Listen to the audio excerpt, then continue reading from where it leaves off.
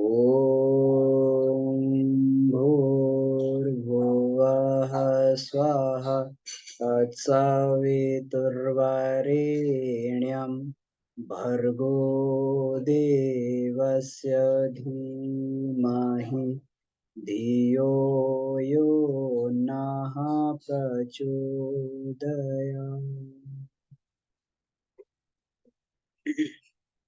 आज का विषय बड़ा ही महत्वपूर्ण विषय है। वैसे तो जितने भी हम लोग अभी जिन विषयों पर भी हम लोग चर्चा कर चुके हैं, गायत्री की पंचकोशी साधना एवं उपलब्धियों में, उनका अपना अपना एक महत्व है। लेकिन आज का विषय की महत्व इस कारण से ज्यादा है कि अगर कर्मयोग व्यक्ति के जीवन में किसी प्रकार से आ जाए तो फिर उसका जो है भूत, भविष्य, वर्तमान, ये तीनों चीजों में सुधार किया जा सकता है। भूत तो निकल चुका, लेकिन भूत में अगर कुछ कारणवश कोई प्रारब्ध बन गए हैं या कोई समस्याएं हैं जिनके कारण जो है हमारा वर्तमान और भविष्य में हमें दिक्कत आ रही है, परेशानी आ रही है, तो सभी जो है कर्मयोग के अभ्यास से इसको जो है किया जा सकता है। हम सभी लोग ये जानना चाहते हैं कि कर्मयोग वास्तव में है क्या, और इसका जो है आज के समय में सही मायने में इसको अपने जीवन में किस प्रकार से ढाला जाए, अपने जीवन को कर्मयोग में किस प्रकार से ढाला जाए। तो इसका जो है पूरा का पूरा आज इसमें ये विवेचन ये गुरुदेव ने दिया, और बहुत ही महत्वपूर्ण है। मतलब ये विषय है, बहुत ही सूत्र इसमें बढ़िया देखने को इसमें मिलते हैं। तो अब इसको देखते हैं कि हम सभी लोग बचपन से सुनते आए हैं कि निष्काम कर्म करना चाहिए। कर्म करो फल की इच्छा मत करो, सभी गीता के सिद्धांत को जानते हैं, कर्म करो फल की इच्छा मत करो। लेकिन इन सभी में जो है कर्म की वास्तविकता को जानना बहुत जरूरी।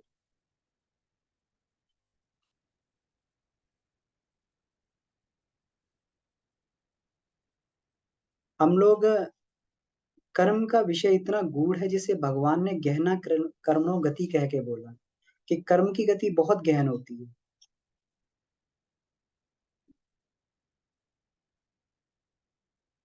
कर्मणा यपि बोधव्यम बोधव्यम च विकर्मणा अकर्मणस्य बोधव्यम गहना कर्मणो गति। हे अर्जुन, तुम कर्म की गहन गति को समझो, क्योंकि अर्जुन की तरीके से हम लोग भी तात्कालिक परिस्थितियों को देख के हम लोग ये अंदाजा लगाने लगते हैं कि कोई व्यक्ति कोई कर्म कर रहा है तो उसका प्रभाव क्या है।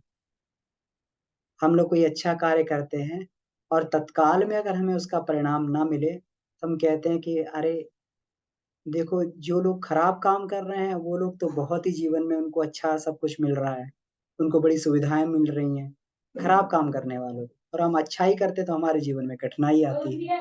तो बड़ी जल्दी हम लोग ये धारणा बना लेते हैं।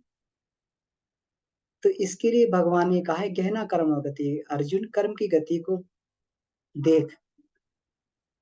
अर्जुन भी जो है वर्तमान की वास्तविकता को देखकर, वर्तमान के परिप्रेक्ष्य में वो सारे के सारे चीजों का मूल्यांकन करा था। उसे वर्तमान में अपने सब परिवारीजन दिखाई दे रहे थे, वर्तमान में उसको एक युद्ध कर्म जो भयंकर कर्म लग रहा था। लेकिन भगवान कृष्ण जानते थे कि युद्ध जैसे भयंकर कर्म भी कभी कभी शुभ कर्म प्रदायक होते हैं। अगर हम लोग मोटे तौर पर अगर हम लोग देखें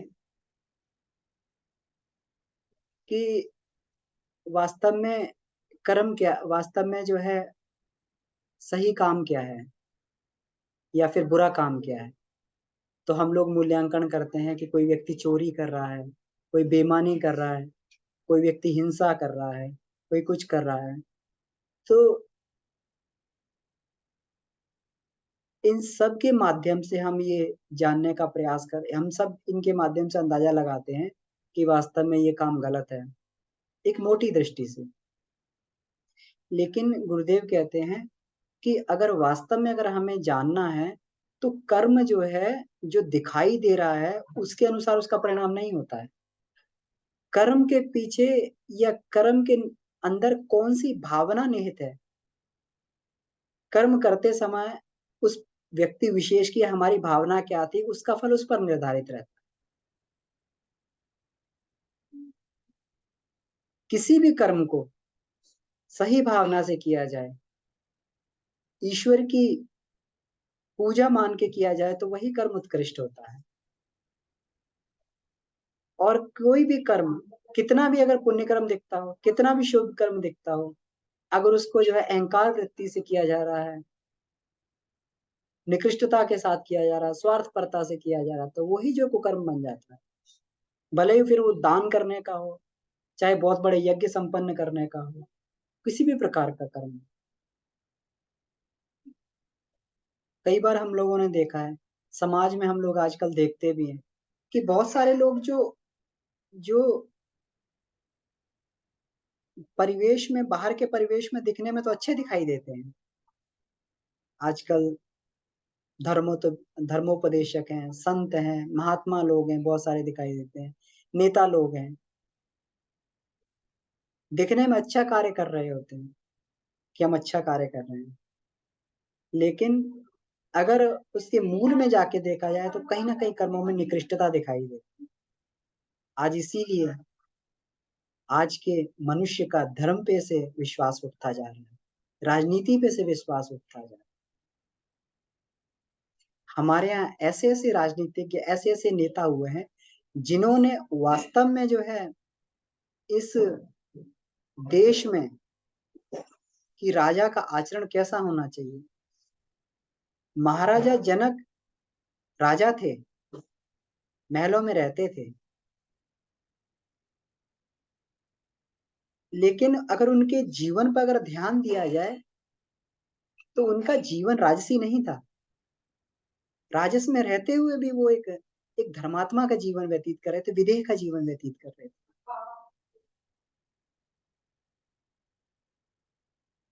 राजकाज करते थे, लेकिन अपने जीवन यापन के लिए खेत में हल चलाया करते थे, वो भोजन किया करते थे, अपने हाथ का पैदा हुआ अन्न खाया करते थे। ऐसे ही नहीं है, सुखदेव जी को बोला गया कि तुम जाओ। सुखदेव जी बचपन से ही वैरागी भाव के, वैरागी वैरागी भावना के थे, अपने माता का स्तनपान भी नहीं किया और तुरंत जो है बिल्कुल चल गए। ऐसे ऐसे पैदा होते ही जो जो ये हो, तो उनको बोला जाए कि जाओ तुम एक बार राजा जनक से एक बार मिल के आओ, वो तुम्हें बताएंगे सही मायने में कि तुम्हारी स्थिति अभी क्या है। तो जब कहते हैं कि राजा जनक से मिलने के लिए आए, तो सुखदेव जी को उन्होंने बाहर ठहरा दिया। बाहर, बाहर कहने का मतलब है जो बाहर अतिथि गृह में, और 1 महीने तक उनसे नहीं मिले।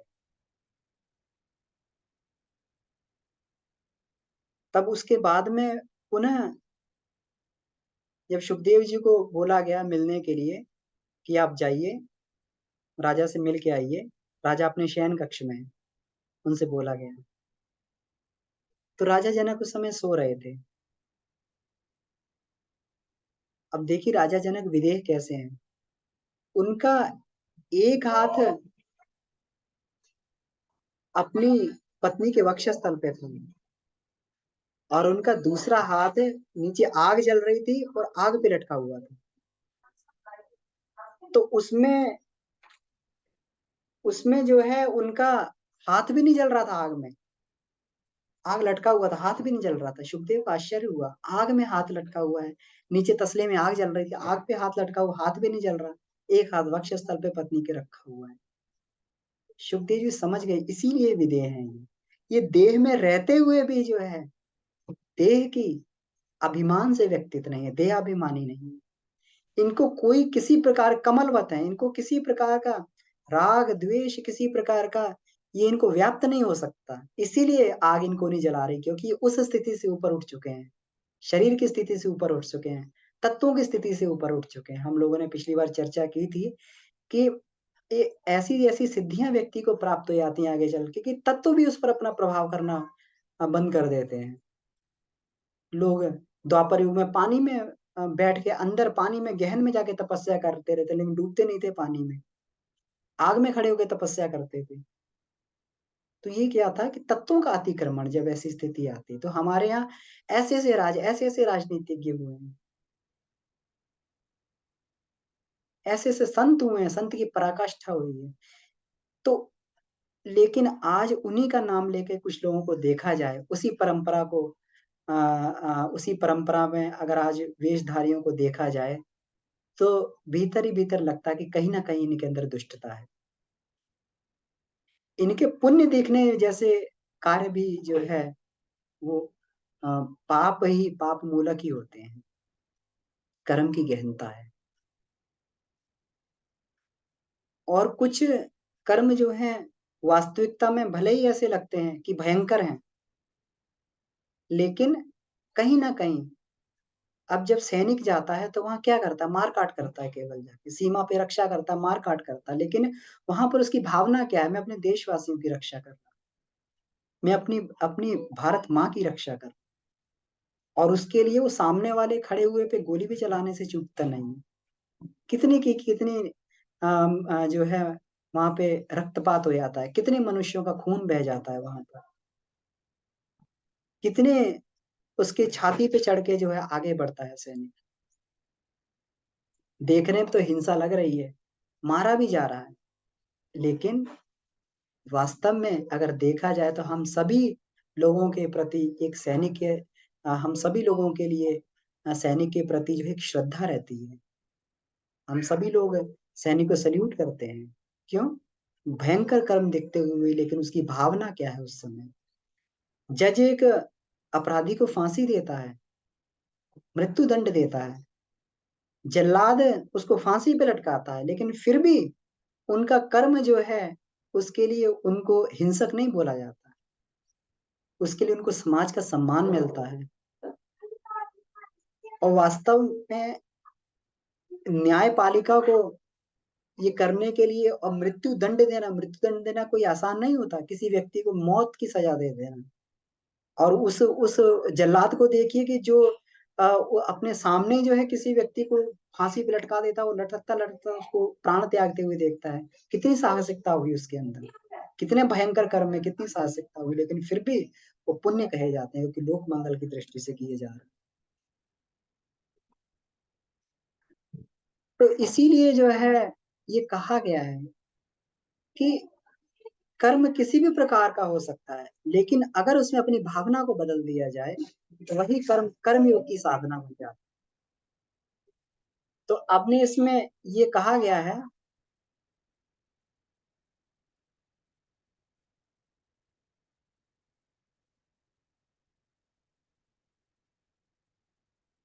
तो दैनिक जीवन में सामान्य काम भी प्रज्ञा पुराण में नारद जी भगवान विष्णु से पूछते हैं कि हे नारद, नारद जी भगवान विष्णु से पूछते हैं कि हे भगवान, पुराने समय में तो लोग कठिन-कठिन साधनाएँ कर लेते थे। लेकिन इस समय में आप कोई ऐसा उपाय बताएँ क्योंकि इस समय मनुष्य की स्थिति नहीं है कि घर छोड़ दे, कठिन साधनाएँ कर दे। आप तो कोई ऐसा साधन बताएँ कि मनुष्य को घर भी ना छोड़ना पड़े और अपनी केवल चिंतन चरित्र में, अपने जीवन क्रम में थोड़ा-सा परिवर्तन कर ले और उसको वो सारी विभूतियाँ प्राप्त हो जाएँ जो उसको सारी उपलब्धियाँ, आध्यात्मिक उपलब्धियाँ मिल जाएँ जो पुराने समय में लोगों को कठिन तपश्चर्या करके मिलती थी। ये पूछा गया। तो इसी की जो है सुलभ साधना कैसे अपने जीवन में की जाए? कर्मयोग को कैसे अपने जीवन में इम्प्लीमेंट किया जाए? किस प्रकार से अपने जीवन में उतारा जाए? यही पूरा का पूरा इसमें जो है ये दिया गया है। हम लोग दैनिक जीवन में काम करते हैं, हम लोग कहते हैं कि हम लोग आध्यात्मिकता को कैसे उतारें? छोटे-छोटे काम करते समय, भले ही अगर हम अपने परिवार के लिए भरण पोषण कर रहे हैं, अपने परिवार के उत्तरदायित्वों को हम पूरा कर रहे हैं, लेकिन उस समय भी अगर दृष्टिकोण को बदल लिया जाए, नौकरी क्यों कर रहे हैं हम लोग? नौकरी अपनी वासना पूर्ति के लिए नहीं कर रहे हैं। हम लोग धनोपार्जन किस लिए? अपनी वासना पूर्ति के लिए नहीं कर रहे हैं, अपने अहंकार की पूर्ति के लिए नहीं कर रहे हैं। हम लोग उसलिए कर रहे हैं कि ईश्वर ने हमें एक दायित्व गृहस्थ के रूप में दिया है। इन बच्चों को सुसंस्कारित बनाना है, अपने ऊपर आश्रितों को हमें उनका भरण पोषण करना है, अपने दायित्वों को पूरा करना है। अगर ये भावना आ जाए, लेकिन ये भावना कितने लोगों की होती है? सब लोग अपने जीवन में कोई ना कोई भौतिक टारगेट बना के चलते हैं कि मुझे गाड़ी लेनी है, मुझे मकान बनाना है, मुझे ये करना है, मुझे इतना बैंक डिपॉजिट करना है, मुझे ये करना है, और दिन भर उसी सोच में लगा रहता है। और अगर यही सोच व्यक्ति की बदल जाए कि ये पैसा मैं अर्थोपार्जन इसलिए कर रहा हूँ, साईं इतना दीजिए जामे कुटुम्ब सुमाए, मैं भी भूखा ना रहूँ ना साधु भूखा जाए। थोड़ एक ही दोहे में कबीर जी ने कितनी बड़ी बात कह दी है कि इतना ही भगवान मुझे दीजिए कि जिसमें मेरा कुटुंब चल जाए और मैं भी भूखा ना रहूं, और मेरे घर पे कोई अतिथि आए या समाज के निमित्त कोई काम करना पड़े तो काम मुझसे ना छूटे, इतना दीजिए मुझे।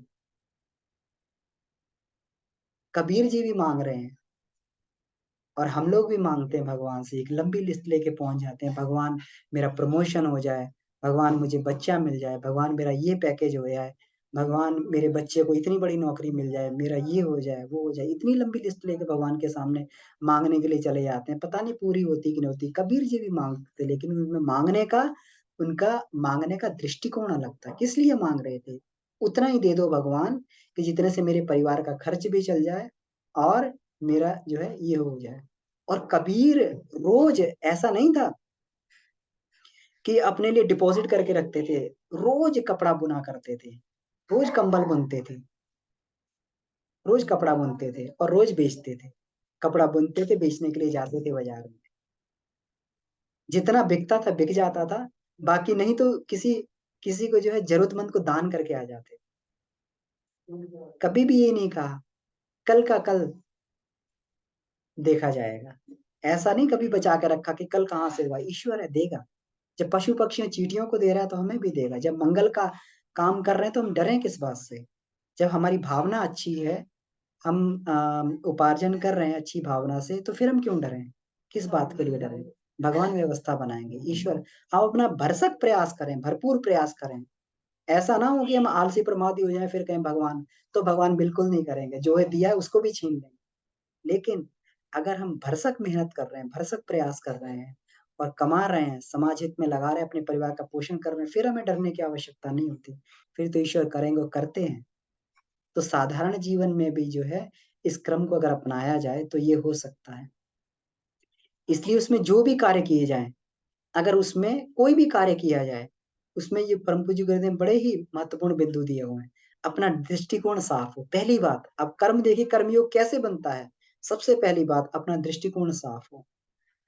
कर्तव्य धर्म का पालन करने के लिए वो काम कर रहे हो, भले ही वो ऑफिस जाने का काम है। ऑफिस जा रहे हैं, कहाँ जा रहे हैं? हम अपने आ,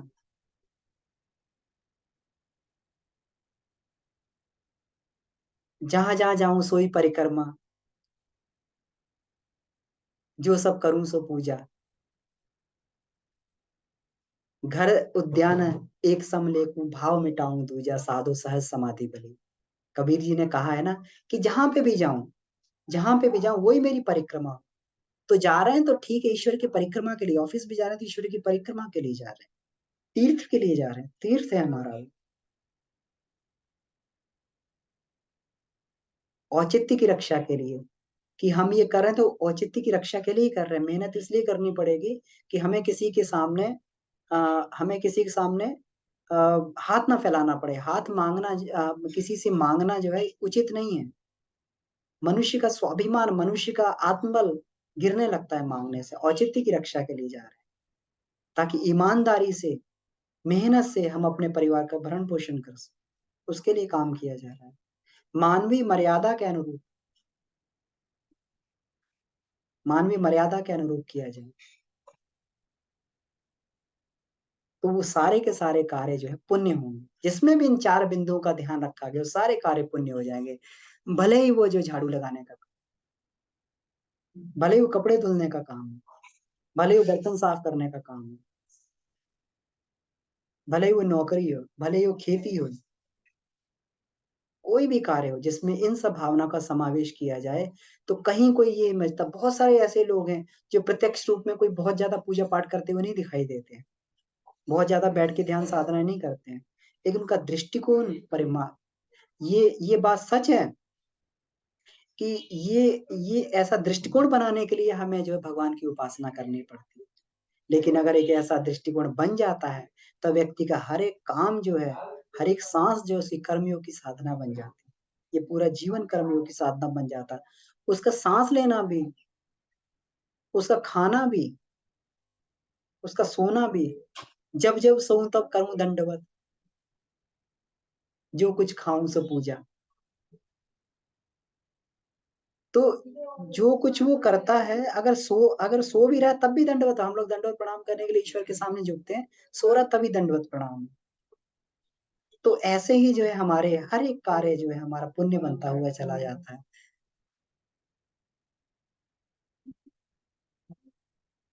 अब इसमें परम पूज्य गुरुदेव एक मंत्र देते हैं, अब इसको इम्प्लीमेंट कैसे किया जाए, इसका अभ्यास कैसे किया जाए? एक मंत्र देते हैं, हर दिन एक नया जन्म हो, हर रात एक नई मौत। जब भी हम लोग प्रातः काल सो के उठें, ये भाव करें कि आज एक नया जन्म हमें मिला है। ईश्वर हम लोग कभी भी जो है ईश्वर का थैंक्स नहीं करते, कभी भी इस सौभाग्य का वर्ण इसको सौभाग्य को हम लोग सराहते नहीं कि हमें एक नया जन्म मिला। तो प्रातः काल आँख खुलते ही जो है ईश्वर को धन्यवाद दें, क्योंकि बहुत सारे लोग तो सो के उठते ही नहीं हैं, कम से कम सौभाग्यशाली हैं कि हम लोग उठ गए हैं। वास्तव में जो एक एक जन्म एक नया जीवन है और निद्रा जो एक एक मृत्यु है, सो के हमें नहीं पता कि हम उठेंगे कि नहीं उठेंगे। लेकिन अगर ये भाव बनाया जाए, तो आज का जन्म हमारे लिए एक अनमोल अवसर है, क्योंकि 84 लाख योनियों के बाद में मिला है। हमें हमें उठते ही ये विचार करना चाहिए, चारपाई पे पड़े-पड़े ये विचार करना चाहिए कि आज के दिन को हम अधिक से अधिक उत्कृष्ट बनाएँगे। उसमें भूल, उपेक्षा, अनीति, दुर्बुद्धि का समावेश नहीं करेंगे। आदर्शवादिता का, सद्भावना, सदाशय का अधिक-अधिक सदुपयोग करेंगे और हमें जो पूरे दिन का रूटीन बनाना चाहिए, चारपाई पे पड़े-पड़े पूरे दिन का रूटीन बनाना चाहिए, क्योंकि समय ही जीवन है। अब ऐसा नहीं है, ये ना मान के चलें कि मतलब हमारे हाथ से समय छूटता जा रहा है, छूटता जा रहा है। नेपोलियन बोनापार्ट जो इतना बड़ा ये था विश्व विजेता, केवल थोड़ी-सी समय की चूक की वजह से उसका सेनापति 5 मिनट लेट हो गया और और जो है नेपोलियन बोनापार्ट को हारना पड़ा। किस वजह से? समय में चूक हो गई। हम लोग सोचते हैं हमारे पास बहुत समय है, लेकिन एक-एक क्षण करके समय हमारे हाथ से छूट रहा है। हमें हमें लगता है कि मतलब बहुत सारा समय पड़ा हो, लेकिन हम नहीं जानते अगली सांस हमारी आएगी कि नहीं आएगी और बहुत कर जीवन हमारा आलस्य प्रमाद में ही निकल जाता है। तो हो सकता है कि हो सकता है ज़रूरी नहीं बहुत ज़्यादा लेकिन थोड़ी बहुत मात्रा में भी हमारे अंदर वो बात हो। अगर थोड़ी बहुत मात्रा में भी कहीं कोई चूक रही तो नेपोलियन बोनापार्ट की तरीके से हम लोग जीवन की कोई महत्वपूर्ण लड़ाई हार सकते हैं। केवल 5 मिनट की चूक उसके जीवन में हुई थी। समय ही जीवन है। एक एक क्षण भी, 1 मिनट भी हम लोग लेट हो जाते हैं तो ट्रेन हमारी छूट जाती है। कभी ट्रेन वेट नहीं करती है। कभी भी आप 1 मिनट लेट होके 1 मिनट क्या आधा मिनट क्या 15 सेकंड भी अगर ट्रेन हमारी अगर हम लोग 15 सेकंड भी लेट हो गए तो 15 सेकंड में ये ट्रेन जो है प्लेटफ़ॉर्म पे इतनी स्पीड पकड़ लेगी हम पकड़ ही नहीं पाएँगे उसको। इसलिए समय की बर्बादी एक प्रकार की मंद आत्महत्या है। जो व्यक्ति भी कर्मयोगी बनना चाहते हैं, समय का विशेष ध्यान रखें। व्यस्त, संतुलित और सुविधाजनक दिनचर्या बनाएँ। हम लोग कई कई बार हम लोग अपने रूटीन बनाने की कोशिश करते हैं। लेकिन कभी-कभी हम लोग बड़े जोश-जोश में ऐसा रूटीन बना लेते हैं कि मतलब जो है कि फ़ॉलो करेंगे पूरा का पूरा और ऐसी बिल्कुल उसमें जो है एक असुविधाजनक दिनचर्या हमारी बन जाती है। दिनचर्या भी बनाते हैं तो 3-4 दिन फ़ॉलो भी करते हैं लेकिन फिर छूट जाता है। संतुलन रखें। व्यस्तता का व्यस्तता का संतुलन और सुविधा का संतुलन रखें कि हमारे एक क्षण व्यस्त भी ना हो और सुविधा का भी पूरा ध्यान रखें। संसार में जितने महापुरुष हुए हैं सब के सब ने जो है अ, जो सफलता पाई है वो केवल समय के सदुपयोग से सफलता पाई है। हम लोग जानते हैं ईश्वर चंद जो विद्यासागर थे, जब वो जाते थे लोग अपनी घड़ियाँ मिलाया करते थे। किस लिए? क्योंकि जानते थे कि ईश्वर चंद विद्यासागर कभी लेट नहीं होगा। तो इतने समय के पंक्चुअल थे, इसीलिए अपने जीवन में उन्होंने प्रगति की। जापान में लोग इतना प्रगति इसलिए कर रहे हैं कि वो लोग थोड़ा भी लेट नहीं होते, वो लोग लेट होने का मतलब ही नहीं जानते। जहाँ भी जाते हैं 5 मिनट पहले पहुँच जाते हैं। लेकिन हमारे भारतीयों का देखिए हम लोग क्यों पिछड़ रहे हैं। ऐसा नहीं कि हमारे जीन्स में लेट होना है। हमारे यहाँ तो लोग पूरा का पूरा पहले की प्लान करके चलते थे। इसकी नहीं अगले जन्म की भी प्लान कर लेते थे, कि अगले जन्म में भी हमें इस तरीके से इतना हमारी एडवांस प्लानिंग रहती थी। लेकिन आज के समय में जो है, हम लोग हमेशा जो है एक मानसिकता हमने हमें कोई भी अगर टाइम देता है, अगर हमें कोई अगर 10 बजे का टाइम देता है, अपने मन से हम कर लेते हैं, मन से अपने साढ़े 10 पहुँचते हैं, मन से हम अपने साढ़े 10 पहुँचते हैं। अगर कोई हमें अपने आप से आधा घंटा क्योंकि और इसको बोलते हुए इंडियन स्टैंडर्ड टाइम है। कितनी उसको जो फ़क्र से बोलते हैं इंडियन स्टैंडर्ड टाइम है, आधे घंटे लेट कहीं पे भी पहुँचते हैं। एक मानसिकता हमने कितनी खराब अपनी मानसिकता बना ली हम लोगों ने। कहीं पे भी जाएँ समय का पालन का एक-एक क्षण का ध्यान रखें, पंक्चुअल होने की कोशिश करें। और दिनचर्या जब भी बनाएँ संतुलित दिनचर्या बनाएँ हमेशा, कि हमारा एक क्षण व्यस्त भी ना हो। अगर मनोरंजन भी करना है तो ऐसा मनोरंजन करें जिसमें कुछ हमारी उन्नति हो, उत्साह भी बना रहे। और कुछ ऐसा कार्यक्रम भी ना बने कि जिससे जो है फिर हम फेड अप हो जाएँ, तो ऐसा कार्यक्रम भी ना बने। शरीर के साथ-साथ जो है मन की क्रिया पद्धति भी। अब ऐसा ये नहीं है कि मतलब हमने ये बना लिया और शरीर के साथ मन की भी क्रिया पद्धति को निर्धारित करना पड़ेगा कि मन में भी हमारे नेगेटिविटी ना आए, मन में भी हमारे संकीर्ण विचार ना आएँ। क्योंकि पॉज़िटिविटी भी बना के रखनी है, ऐसा नहीं काम करते आ रहे हैं, भावना हमारी निकृष्ट बनी हुई है। काम भी करना है और साथ में पॉज़िटिव थिंकिंग भी रखनी है। इसके लिए भी हमें प्रतिदिन स्वाध्याय करना चाहिए कि अगर कहीं पे भी कोई नकारात्मक विचार अगर हमारे पास आ रहा है, तो इस सकारात्मक विचार से उसको काट देंगे। अगर हमें मालूम हम सब लोग अपने बारे में जानते हैं कि कौन-सी नेगेटिविटी कोई डिप्रेशन में जाता है, कोई टेंशन में जाता है, कोई कहीं जाता है, किसी को उत्तेजना आती है, सब जानते हैं। किसी के अंदर काम वासना आती है, सब जानते हैं। और सब जानते हैं तो उसी के लिए उसी तरीके का समाधान हमें तैयार रखना चाहिए। अगर वासना के विचार आ रहे हैं, तो अगर काम वासना के विचार आ रहे हैं, तो नारी को देख के तो हमें जो है उसके अंदर अपनी बहन-बेटी इत्यादि को उसको देखने की भावना करनी चाहिए कि हमारी बहन, बेटी, भतीजी इसी तरीके की है। वैराग्य की भावना रखनी चाहिए कि ये मल-मूत्र का शरीर है। ये जो है विष्ठा पीयू का शरीर है और इस शरीर के प्रति आसक्ति कैसी? वैराग्य की भावना रखनी चाहिए, तो मनुष्य का मन जो है वासना उसके मन से खत्म होने थी, चिपकाव उसके मन से खत्म होने लगता है। तो शरीर के साथ मानसिक क्रिया पद्धति को भी हमें ये करना चाहिए। संतुलित दिनचर्या बनानी चाहिए। सुबह जैसे ही उठें हम लोग, तो कम से कम 10-15 मिनट चारपाई पे पड़े रहें। चारपाई पे पड़े-पड़े अपनी जो है दिनचर्या को बनाएँ। कि हमें आज क्या-क्या करना है। महत्वपूर्ण कामों के हमें सोच लेना चाहिए और उठने के बाद में तो चारपाई पे 10-15 मिनट लेटे-लेटे वो अपना कार्यक्रम पूरा ये तैयार कर लें, इससे नींद भी खुल जाती है और जो है हमारा जो है ये कार्यक्रम शेड्यूल बन जाता है। अब उठते जो है सबसे पहले उसको अपने कागज़ पे नोट कर लें। इसको उसका उसको क्रमबद्ध कर लें कि ये काम हमें ये करना है और सतर्कता से बिल्कुल एकदम उससे पूरे दिन भर अपने अगर रूटीन चार्ट रहेगा, हमें बहुत समय हमारे पास समय होता है कि हमारे पास समय कुछ कर लें, लेकिन हमें याद ही नहीं आता क्या करें? भूल जाते हैं कि वो हमारे इम्पोर्टेंट काम क्या है। तो उसके लिए पहले अपने कामों की लिस्ट सुबह ही बना लें कि ये महत्वपूर्ण काम करना है। जैसे ही खाली समय मिले, तुरंत एक बार लिस्ट को देख लिया जाए कि ये काम पड़े हुए हैं, इसको इसको पूरा करना है। सतर्क रहा जाए कि ये समय अगर ये काम निर्धारित किया तो पूरा करना है। तो धीरे-धीरे करके अगर ये जो है, तो जीवन में उत्कृष्टता आने लगती है। और हम लोग देखेंगे कि अगर इस रूटीन से चलेंगे, तो पिछले दिन की अपेक्षा अधिक संतोष हमें, अधिक गौरव अनुभव होगा। क्योंकि हम जो है, अपने जीवन में उत्कृष्ट का समावेश कर रहे हैं। हम अपने जीवन को बढ़िया बना रहे हैं। संतोष बढ़ता जाएगा और जो है, कर्म योग के तत्व दर्शन में हमारी जीवन पद्धति ढलती जाएगी, इसी प्रकार से। ये तो जो है ये आधा मंत्र पूरा हुआ, उठने का मंत्र पूरा हुआ, उठते ही जीवन का अभ्यास। मरने पर ये वाला अभ्यास सोते समय मरने का अभ्यास। तो इस समय जब सोने के लिए जाएँ, तो उस समय मन में ये भावना लानी चाहिए कि संसार में कुछ भी हमारा नहीं था। जो भी था ये ईश्वर का ही प्रदत्त है। वास्तव में ये सब सृष्टि हमने नहीं बनाया कुछ भी आके, ये ईश्वर ने दिया था, हम तो केवल यूज़ करने के लिए आए थे। किस भावना से?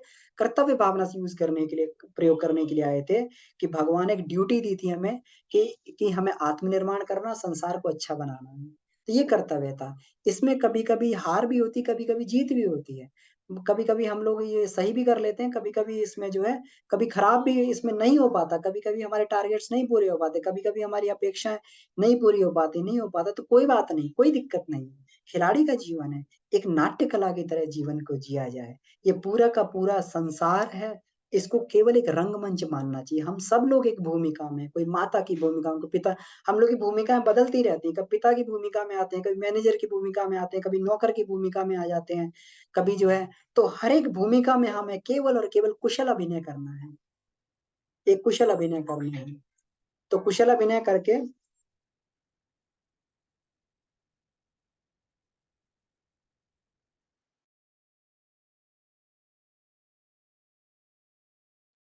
हेलो। तो इसका हमें जी जी। ये ध्यान रखना चाहिए हमें, मरते समय। अगर यही वैराग्य भावना धीरे-धीरे हमारे अंदर विकसित होती ऑनलाइन हुई पेमेंट चली या जाए। Cash payment? हुँ, ऑनलाइन पेमेंट कैश पेमेंट कर देंगे। कैश पेमेंट कर देंगे भैया। तो तो कर उसमें जो देंगे है भैया। हमें हमेशा जो है वैराग्य भावना का ही हमेशा इसमें ध्यान रखना चाहिए। तो धीरे-धीरे अगर ये भावना परिपक्व होती जाएगी, खिलाड़ी की तरीके अच्छा, से पास एक सुनिए भैया, बस हम आ रहे नाटक की तरीके से अगर ये करें, तो हम लोगों के अंदर एक वैराग्य की भावना हैं। विकसित ओके होती ओके, जाएगी। ठीक है। तो हर दिन जो हमारे जीवन में एक नई उत्कृष्टता लेके आएगा, एक नया आदर्श लेके आएगा और मृत्यु जो है हमें लोभ और मोह से निराकरण करती रहेगी। तो जिस दिन हमारा अंतिम समय आएगा, उस दिन फिर बिल्कुल जिस तरीके से हम ये अभ्यास कर रहे हैं, अंतिम समय भी बिल्कुल इसी अभ्यास से हम लोग शरीर छोड़े आएँगे और मरणोपरांत जीवन भी हमारा बढ़िया हो जाएगा। पूरा का पूरा जीवन कर्मयोग के अभ्यास से हमारा बढ़िया होता चला जाएगा। ये जीवन बढ़िया बनेगा, आगे का जीवन बढ़िया बनता हुआ चला जाएगा। तो आज की कक्षा को हम लोग यहीं समाप्त करते हैं। तो अभी हमें एक जगह निकलना भी है अभी। यस, तो आज की कक्षा को यहीं समाप्त करते हैं, क्योंकि अभी शीघ्रता से हमें कहीं निकलना भी है। तो इसमें कहीं कोई प्रश्नोत्तरी रह गई हो, तो हम इसको जो है आगे इसको अगली बार की कक्षा में इसको चर्चा कर लेंगे। नहीं तो ग्रुप में भी जो है इसमें अपने प्रश्न को सेंड किया जा सकता है। तो अकस्मात आज हमें थोड़ा-सा निकलना पड़ रहा है कहीं पर। आप सभी को बहुत-बहुत धन्यवाद। आइए शांति पाठ करते हैं। ओम शांति, शांति, शांति। समाप्त। सभी को प्रणाम। शादी के बेड पे रखे हैं।